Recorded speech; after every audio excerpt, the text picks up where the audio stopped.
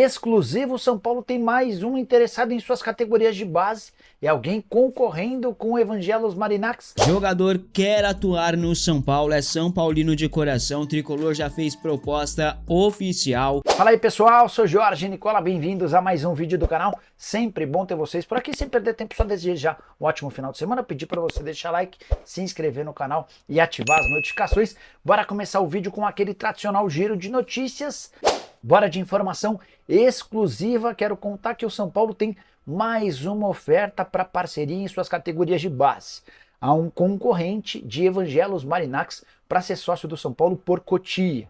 O interessado é a Galápagos, gestora de investimento que já é parceira do São Paulo no FDIC, aquele fundo de investimento em direitos creditórios. Daqui a pouco eu explico um pouco mais sobre esse fundo, antes de contar sobre a ideia da Galápagos.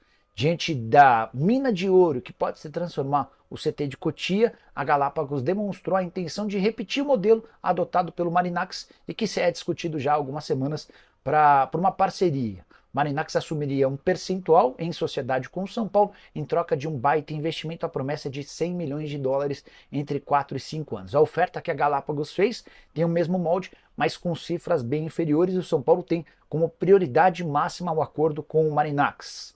O Tricolor já enviou detalhes do contrato que ele imagina o ideal e agora espera por uma resposta do departamento jurídico do Marinax.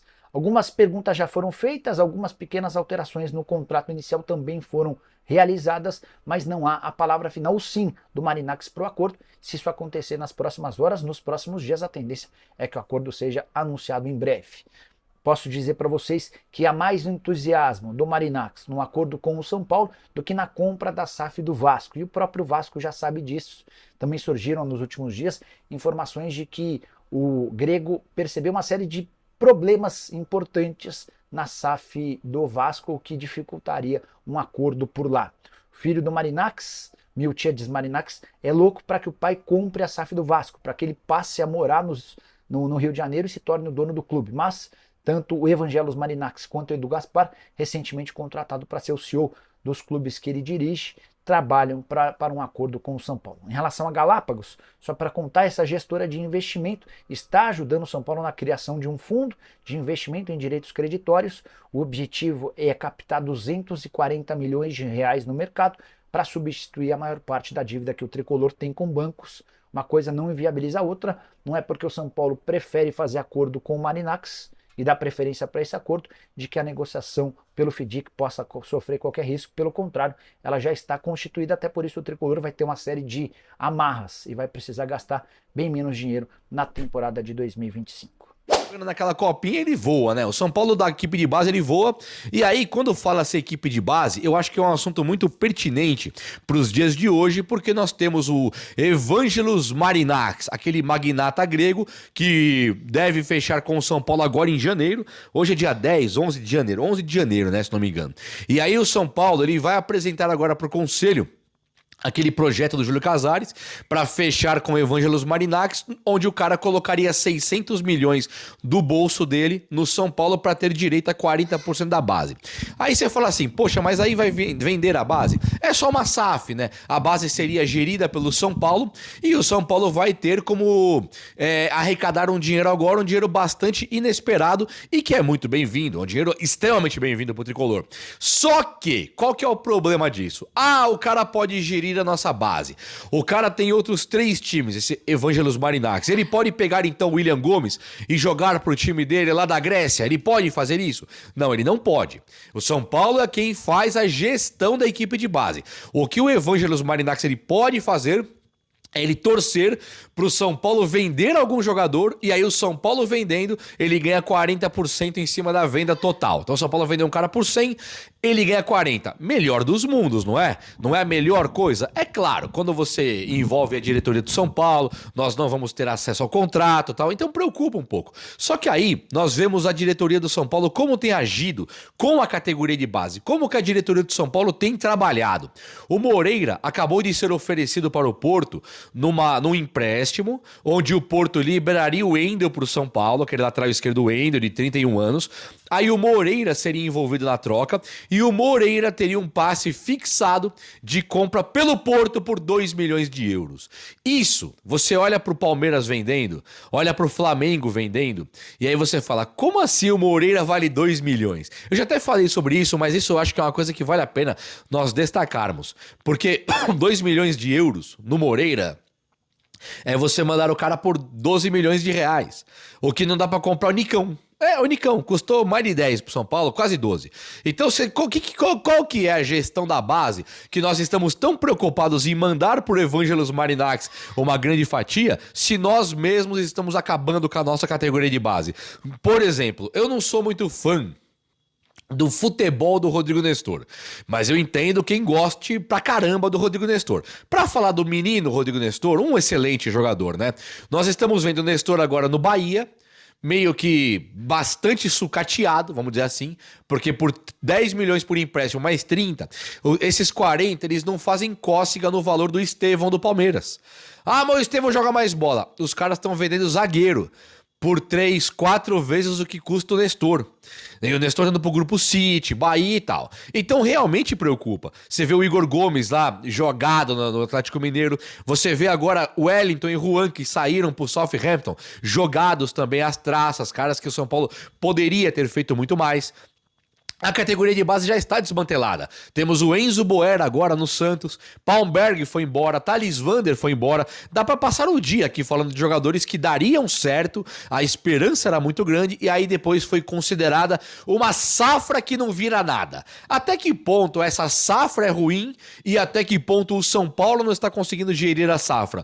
Nós temos agora uma reformulação da base, um time campeão da Copa do Brasil Sub-20, um time que enche os olhos, né, de orgulho quando nós vemos jogando. Por exemplo, Lucas Ferreira, Rian Francisco, o Matheus Alves, o menino aí, o William Gomes e o Henrique Carmo, que já estão no profissional. Hugo, volante, que o Zubeldia falou, não venda, esse é meu. Tem o Riquelme da lateral esquerda e o próprio Igor Felisberto, lateral direito.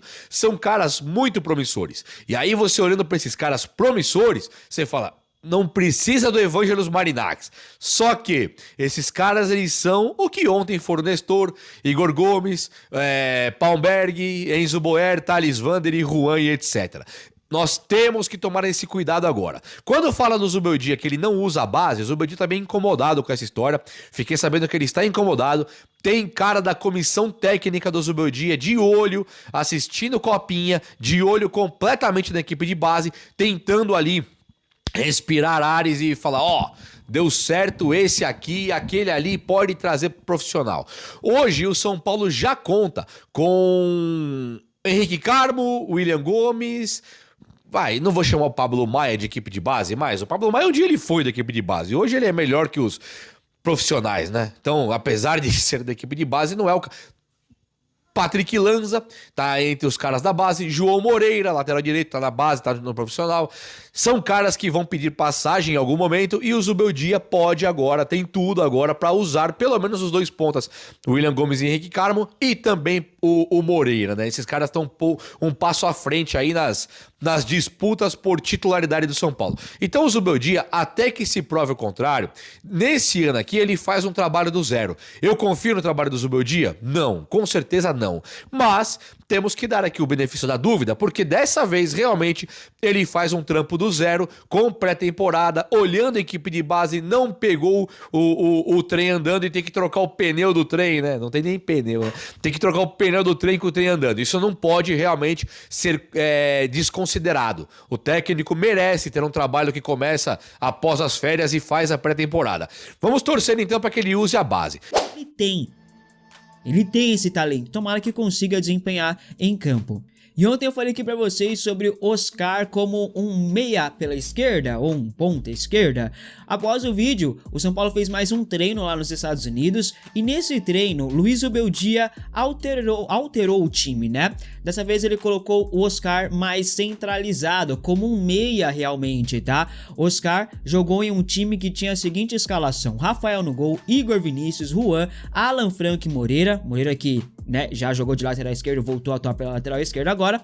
Alisson e Pablo Maia, Eric, Oscar e William Gomes, Caleri no ataque. Apesar de estar mais centralizado, Oscar também caía, se aproximava pelo lado esquerdo de William Gomes. Ele estava centralizado, mas sempre se aproximava do William, que é o ponta esquerda ali do time, tá? Mas a função ali principal do Oscar era um meia centralizado, um meia armador de jogadas, né? Rodriguinho e Santiago Longo atuaram no treino aí como coringas, tá? Pablo Maia fez parte da atividade, não treinou completamente, né? Não fez o treino integral, ele ainda tem restrições físicas. Igor Vinícius deixou o gramado, deixou a atividade no finalzinho ali, no último lance do treinamento, acabou tendo dores no pé e deixou o treino. Enfim, o Zubeldia está testando o time, vamos ver como será aí agora o desempenho do time em campo quando for pra valer, né? Aguardemos. O São Paulo segue tentando a contratação de lateral direito no mercado. O GE trouxe a informação ontem ou anteontem que o São Paulo tem interesse na contratação de Lucas Rosa, né? Eu falei sobre isso no canal principal, inclusive, trouxemos detalhes pra você, tá lá, só você assistir depois, tá? O portal ainda afirmou que o Tricolor ofereceu uma proposta de empréstimo aí com opção de compra fixada no contrato, prontamente recusada pelo clube espanhol, tá? O que não sabíamos até então era que Lucas Rosa é São Paulino de infância, rapaziada. Fator esse que pode fazer completa, total diferença numa negociação, tá? Ele foi revelado no Palmeiras sim, mas é São Paulino de coração muito por influência do seu irmão e também de seu pai. A diretoria São Paulina sabe da dificuldade na negociação pelo jogador, né? Mas mantém ele no radar, juntamente de Natanael, que é outro alvo do São Paulo, que o São Paulo já fez uma proposta oficial, está nas mãos, tá? Lucas Rosa ainda tem um carinho muito forte pelo São Paulo, acompanha o Tricolor aí nos jogos, etc, né? De longe, mas acompanha os resultados e pá.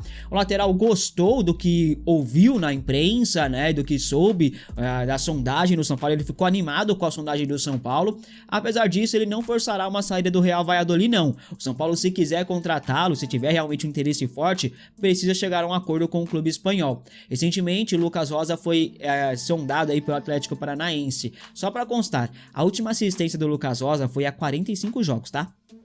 45 jogos que ele não dá uma assistência. Na temporada passada foram 17 jogos, 17 como titular na Liga, nenhuma assistência, nenhum gol, 14% de acerto nos cruzamentos. E aí, o que você achou das novidades do São Paulo?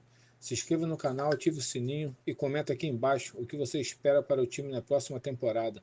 Valeu pela companhia e até o próximo vídeo. Forte abraço!